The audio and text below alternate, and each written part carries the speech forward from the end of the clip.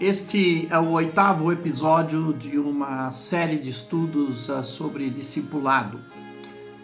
Para facilitar a nossa reflexão sobre discipulado, nós temos dividido o assunto em diferentes aspectos que interagem com o discipulado do cristão. Hoje vamos falar sobre pecado e santificação na vida do cristão. Vamos começar então a falar sobre o pecado. Recentemente preguei uma mensagem intitulada Toque, Toque, Toque, quem bate? Com um pouco mais, essa mensagem tem um pouco mais de explicação sobre o pecado do que nós temos o tempo para compartilhar aqui nos poucos minutos que nós temos juntos. Eu vou então resumir aqui algumas coisas que se encontram também nessa mensagem, se os irmãos quiserem ver lá.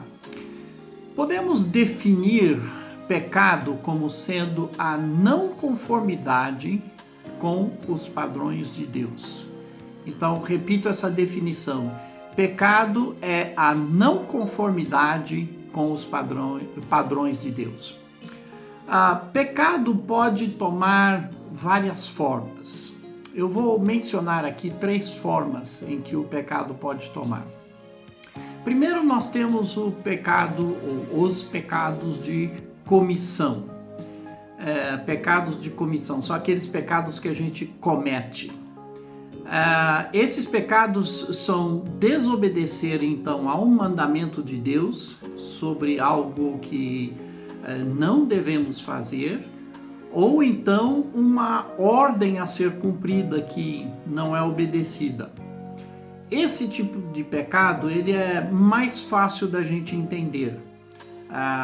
Geralmente é o tipo de pecado que nós pensamos quando se fala em pecado. Alguns exemplos disso para entendermos melhor é assassinato, furto, adultério, mentira, são alguns exemplos. Esse tipo de pecados, os pecados de comissão, são os pecados que geralmente são pecados externos e são observáveis. Se pode ver o que a pessoa está fazendo. Segunda forma que o pecado pode tomar são os pecados do coração. Esses já são mais invisíveis, interiores e sutis. São pecados que envolvem várias áreas do nosso coração. E quando se fala em coração, não estamos dizendo do órgão coração, mas estamos falando sobre a parte interior do ser humano. Então envolve, por exemplo, a nossa motivação. Às vezes fazemos coisas com uma motivação egoísta, por exemplo. Ou então fazemos coisas com uma motivação de maldade ou de vingança. Então inclui as nossas motivações, mas inclui também as nossas motivações. Às vezes o pecado é ira ou ódio ou inveja escondido no coração. Além das nossas motivações e das nossas emoções, também inclui o nosso pensamento, a nossa maneira de pensar. Um exemplo disso seria o preconceito racial, por exemplo. É uma maneira de se pensar pecaminosa. E inclui também, esses pecados do coração, incluem também os nossos desejos. Um bom exemplo disso seria a luxúria.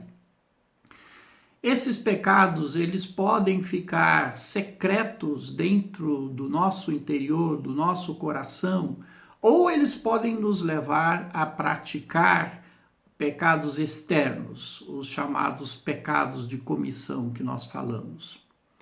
Então, as várias formas, nós falamos sobre os pecados de comissão, falamos sobre os pecados do coração, mas tem também uma terceira forma que é os pecados de omissão. Pecado de omissão é tudo aquilo que nós deveríamos fazer, porque é o certo a se fazer, mas que acabamos não fazendo, nos omitimos. Alguns exemplos para termos uma ideia desse tipo de pecado. Quando vemos o nosso irmão passando por necessidade, esses são exemplos bíblicos, quando vemos o nosso irmão passando por necessidade e nós viramos as costas, sendo que nós tínhamos condições de ajudar o irmão, então esse é um pecado de omissão. Ou então quando não amamos a Deus de todo o nosso coração, de toda a nossa alma, de todo o nosso entendimento, de toda a nossa força, e nós não o fazemos, então isso é pecado. Ou então quando não amamos o nosso irmão ou o nosso próximo como a nós mesmos. Então a forma pode assumir essas formas o pecado pode assumir essas formas de pecado de comissão, pecados do coração e pecados de omissão. O resultado de todo o pecado é morte espiritual. É um afastamento de um Deus santo. E esta é uma condição que o ser humano não pode resolver sozinho. Mas, felizmente, há uma solução para o nosso problema de pecado. Apesar dele mesmo não ter cometido pecado, Jesus Cristo morreu para pagar o preço do nosso pecado. E nós temos que aceitar, pela fé, o sacrifício que ele fez a nosso favor. E isso exige arrependimento e confissão. Temos que reconhecer o nosso pecado. Tanto o incrédulo quanto o cristão ou discípulo de Jesus estão sujeitos ao pecado. A diferença é que, para o incrédulo, o pecado caracteriza a sua vida. O pecado o domina, ele é escravo do pecado. Enquanto que, para o cristão, o pecado não caracteriza a sua vida. O pecado não o domina. Segunda área que nós vamos ver, então, é a santificação.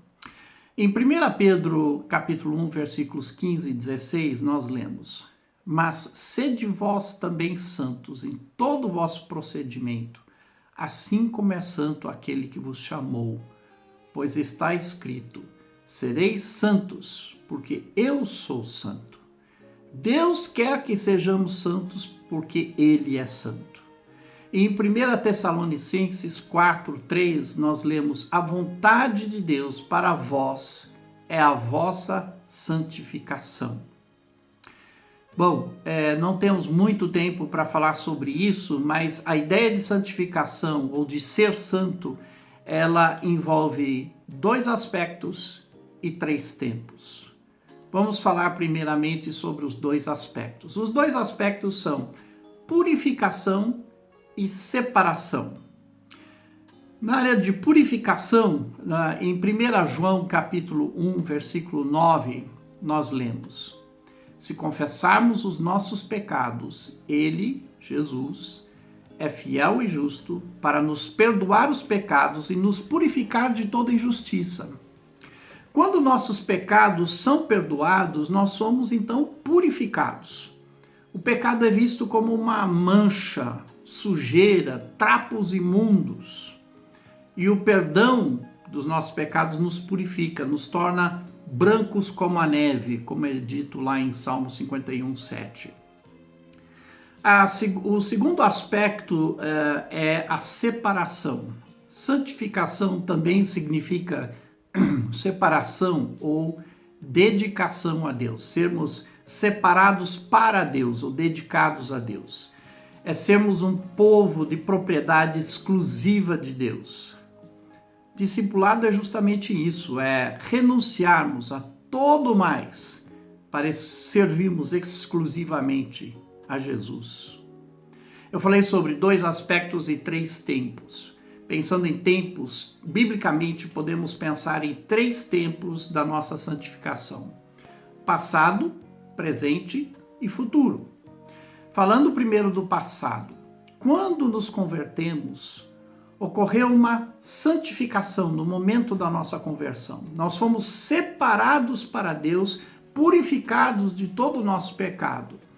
Isso significa que o novo nascimento nos torna perfeitos, sem possibilidade de pecar novamente? Infelizmente, não. Ainda teremos que lidar com a tentação e ocasionalmente com o pecado em nossa vida, apesar disso não caracterizar nossa vida. Falamos sobre o passado e o futuro. Quando passamos desta vida para a glória que nos espera, nossa santificação ela será final e completa.